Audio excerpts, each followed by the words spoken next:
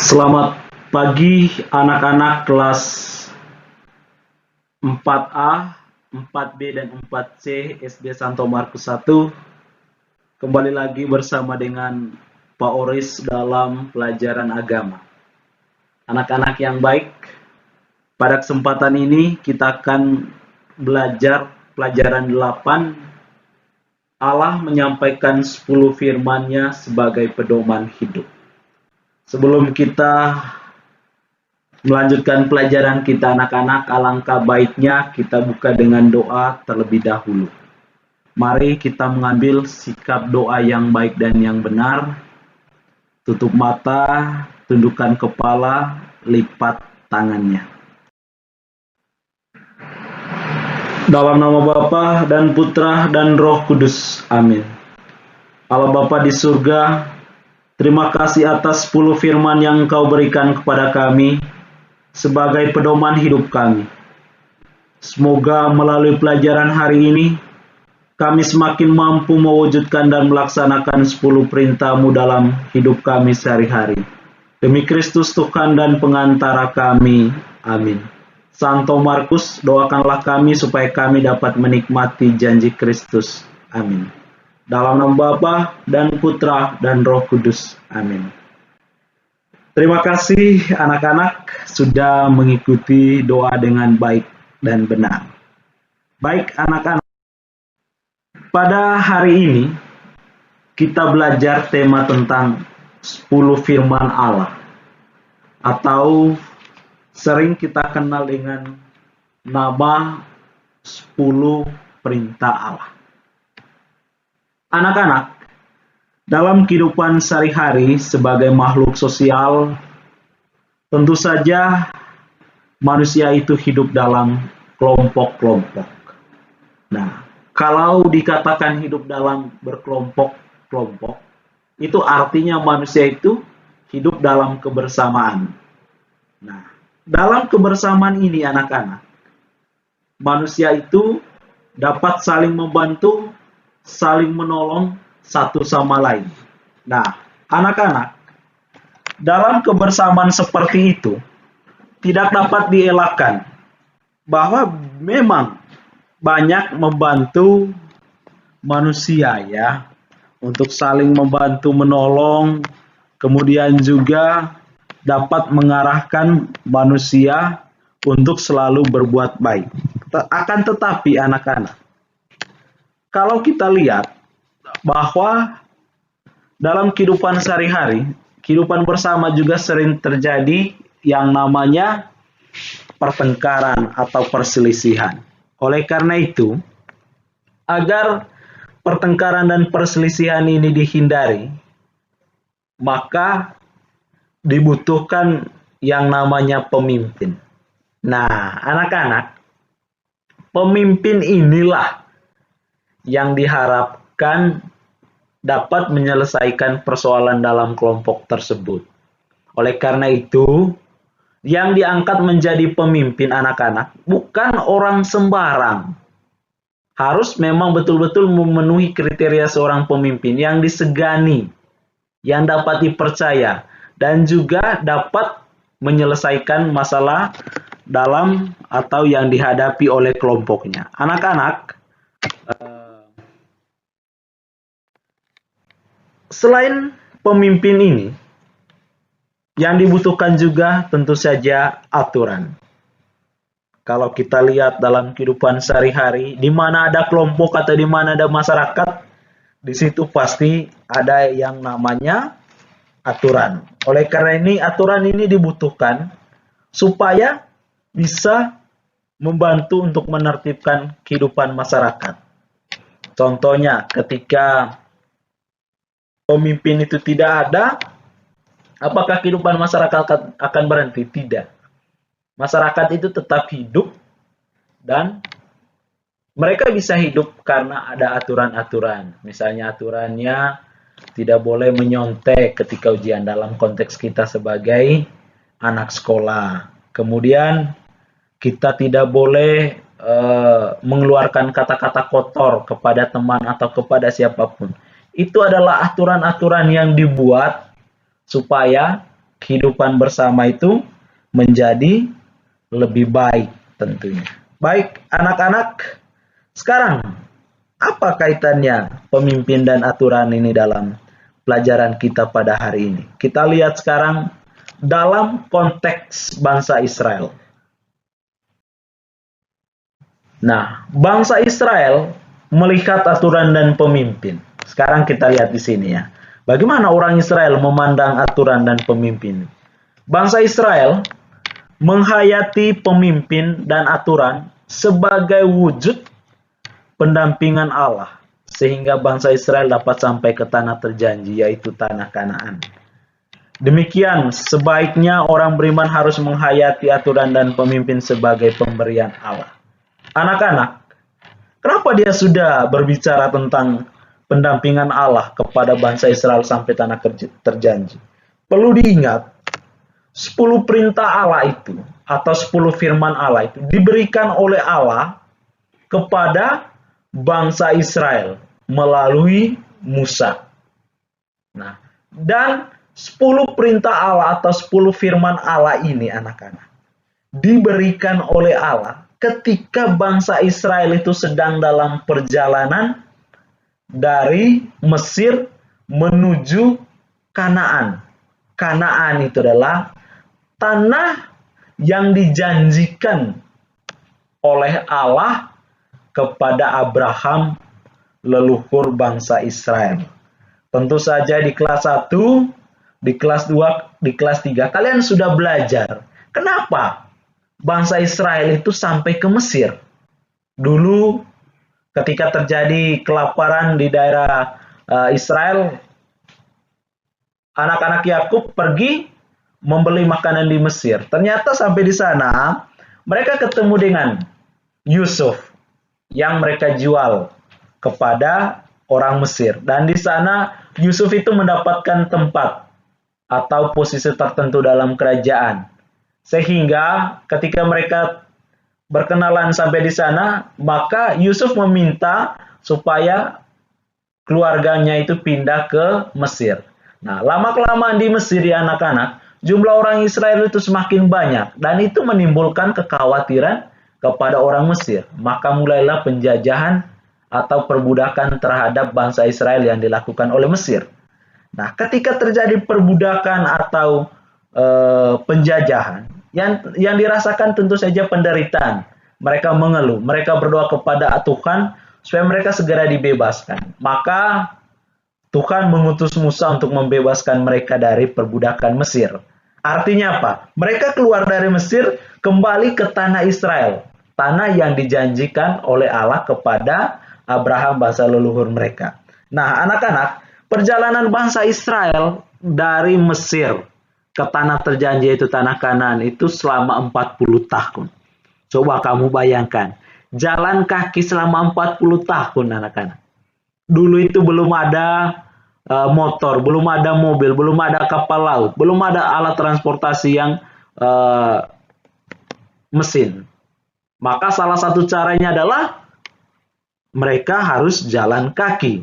Dan yang jalan kaki itu anak-anak bukan 1-2 orang, tetapi semua bangsa Israel dan juga kambing, ternak, dan semua binatang peliharaan mereka. Makanya perjalanannya itu sangat lama, 40 tahun. Nah, anak-anak, di tengah perjalanan inilah 10 firman Allah ini diberikan oleh Allah kepada bangsa Israel. Untuk lebih tahunya nanti kita akan lihat dalam video pembelajaran ini. Nah, anak-anak, itulah cara pandang orang Israel terhadap pemimpin dan aturan. Bahwa mereka melihat pemimpin dan aturan itu sebagai wujud pendampingan Allah bagi kehidupan mereka. Mengingat bangsa Israel yang kurang percaya, maka Allah mengikat umat Israel ini dalam perjanjian. Apa perjanjian Allah kepada orang Israel? Nah, kita lihat perjanjian Allah kepada orang Israel. Nah, ini janji Allah kepada bangsa Israel. Yang pertama, bahwa Allah membawa umat Israel keluar dari Mesir dari tempat perbudakan. Seperti yang dijelaskan oleh Paulus tadi. Yang kedua, Allah mendampingi umat Israel dengan memberikan makanan dan minuman selama perjalanan di padang gurun. Bahwa perjalanan bangsa Israel dari Mesir menuju tanah terjadi itu melewati padang gurun. Kamu tahu, padang gurun itu digambarkan sebagai tempat mati. Artinya di sana tidak ada kehidupan. Bagaimana bangsa Israel ini bisa bertahan hidup selama 40 tahun berjalan di tengah padang gurun? Nah, Tuhan yang memberikan makan dan minum kepada mereka. Seperti itu. Yang ketiga, Allah akan melakukan hal seperti di atas, sehingga umat Israel tiba di tanah yang dijanjikan kepada Abraham melalui Israel. Tanah yang subur, penuh mata air, dan sumber makanan, yakni tanah Kanaan. Nah, namanya juga tanah yang dijanjikan oleh Allah. Pasti di sana itu ada tanah yang subur, sumber mata air, sumber makanan. Makanya Tuhan memberikan tanah itu kepada bangsa Israel. Nanti kamu lihat anak-anak, ketika bangsa Israel itu sampai di tanah terjanji, mereka itu menjadi petani karena tanahnya subur. Nah, anak-anak, inilah janji Allah kepada bangsa Israel. Kenapa Allah berbuat janji? Kamu tahu sendiri kan? Selama perjalanan itu orang Israel itu banyak sekali melakukan cobaan terhadap Allah. Kalau Allah sudah memerintahkan A, mereka lakukan hari ini, tetapi besok mereka sudah lakukan B, C. Makanya Tuhan bilang harus berbuat janji. Saya dan bangsa Israel ini harus dibuat perjanjian. Inilah perjanjian. Nah, supaya perjanjian ini dapat dijalankan dengan baik, anak-anak, maka Allah itu meminta bangsa Israel untuk melakukan hal-hal berikut ini. Kita lihat. Nah, kepada umat Israel, Allah meminta mereka berjanji untuk melakukan apa? Pertama, tidak menyembah Allah lain, tidak membuat patung dan menyembahnya atau beribadah kepada patung tersebut. Nanti ini kita lihat ya. Ketika begitu Musa menerima 10 firman Allah, dia turun dari Gunung Sinai. Apa yang dilakukan oleh orang Israel? Nah, karena Musa ini terlalu lama di Gunung Sinai, katanya, kayaknya Musa ini sudah mati. Mari kita membuat patung dari emas supaya kita menyembahnya. Dan ketika Musa ini turun, apa yang mereka lakukan? Mereka sedang menyembah patung emas itu. Maka menjadi marahlah Musa kepada mereka. Karena mereka itu tidak setia. Maka janji yang harus dilakukan oleh orang Israel adalah tidak menyembah Allah lain, melainkan harus percaya kepada Allah satu-satunya. Ini nanti ada dalam 10 firman Allah. Yang kedua, tidak menyebut nama Allah dengan sembarangan, karena Allah adalah kudus. Kita tahu Allah itu suci, Allah itu kudus, maka kita tidak boleh menyebut nama Tuhan itu dengan sembarangan. Dan yang ketiga adalah menguduskan hari Sabat. Hari Sabat ini hari ke-7, hari di mana Tuhan itu beristirahat dalam kisah penciptaan. Dalam hal menciptakan. Hari Sabat itu sekarang itu sama dengan hari Minggu. Maka Tuhan bilang tidak boleh melakukan pekerjaan pada hari Sabat. Tetapi yang diperbolehkan adalah melakukan perbuatan-perbuatan baik. Itulah yang diminta oleh Allah dari bangsa Israel. Baik, anak-anak, sekarang kita lihat bagian berikutnya ya. 10 firman Allah atau 10 perintah Allah. Anak-anak, pada hari ini Pak Oris membatasi diri dulu kepada sejarah bagaimana bangsa Israel mendapatkan 10 firman Allah atau 10 perintah Allah itu dan apa isinya. Nanti di bagian terakhir kita lihat beberapa foto atau gambar yang saya ambil dari internet sebagai acuan bagaimana dulu Musa ya digambarkan untuk menerima 10 firman dari Allah. Baik, kita lihat dulu sejarahnya. Anak-anak, seperti yang dijelaskan oleh Pak Oris tadi, 10 firman Allah atau 10 perintah Allah itu diberikan oleh Allah kepada bangsa Israel ketika bangsa Israel ini dalam perjalanan menuju tanah terjanji, yaitu tanah Kanaan dari Mesir. Nah, Tuhan berfirman kepada Musa, Musa, kamu ke Mesir. Saya sudah sedih mendengarkan keluh kesah dari anak-anakku bangsa Israel karena mereka ditindas. tolong kamu membebaskan mereka, memimpin mereka untuk keluar dari sana. Musa itu merasa tidak pantas karena dia takut orang Israel ini nanti melawan semua perintahnya. Tetapi Tuhan bilang, saya yang membantu kamu. Lalu Musa pun pergi ke sana. Dan dia pertama itu berhadapan dengan Firaun supaya mereka ini bisa keluar dari Mesir. Maka keluarlah bangsa Israel ini dari Mesir. Nah, dalam perjalanan ini anak-anak, kamu tahu sendiri kan, orang Israel itu dalam tanda petik itu mereka bandel terhadap perintah Tuhan. Hari ini mereka menjalankan perintah Tuhan, tapi besok mereka itu bersungut-sungut. Bahkan beberapa kali mereka hampir saja membunuh si Musa. Nah, anak-anak, ketika mereka berjalan selama 40 tahun, mereka itu, misalnya hari ini mereka jalan selama 1 minggu, nanti istirahatnya di suatu tempat. Mereka beristirahat di situ itu dalam waktu 1 bulan atau 1 tahun seperti itu ya. Baru setelah itu mereka lanjutkan lagi perjalanan seperti itu. Nah, sekarang mereka ini anak-anak, posisinya itu beristirahat di bawah kaki Gunung Sinai. Nah, ketika mereka berkemah di situ, Tuhan memanggil Musa untuk naik ke Gunung Sinai. Mereka memanggil karena Tuhan mau memberikan 10 firman Allah kepada Musa. Nah, pergilah Musa ini ke Gunung Sinai. Dan dia memberi pesan kepada bangsa Israel supaya tetap setia menunggu dan percaya kepada Tuhan. Dan mengikuti aturan-aturan yang sudah ditetapkan oleh Tuhan. Dan Musa waktu itu memberikan perintah kepada Harun saudaranya untuk membimbing bangsa Israel. Lama-kelamaan ini, kan Musa itu lama di atas Gunung Sinai ini anak-anak. Mereka berpikir, wah Musa ini kok nggak pernah turun-turun dari Gunung Sinai. Mereka berpikir mungkin Musa sudah mati. Lalu mereka datang kepada Harun untuk meminta Harun supaya membuatkan patung lembu emas. Supaya mereka menyembah dan berdoa. Tapi Harun tidak mau. Nah, anak-anak karena dipaksa akhirnya dia mau juga. Lalu mereka menyembah itu.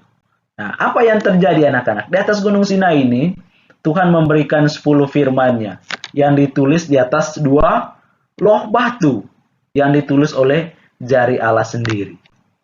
Nah, begitu sudah diterima, lalu Musa itu senang ya turun dari Gunung Sinai untuk membawakan 10 firman Allah ini. Apa yang terjadi anak-anak? Mereka itu sedang menyembah patung lembu emas. Maka menjadi marahlah Musa ini kepada bangsa Israel. Dia melemparkan batu itu dan menghancurkan semua patung emas itu. Karena apa? Karena mereka itu mengkhianati Allah. Lalu mereka semua pun bertobat.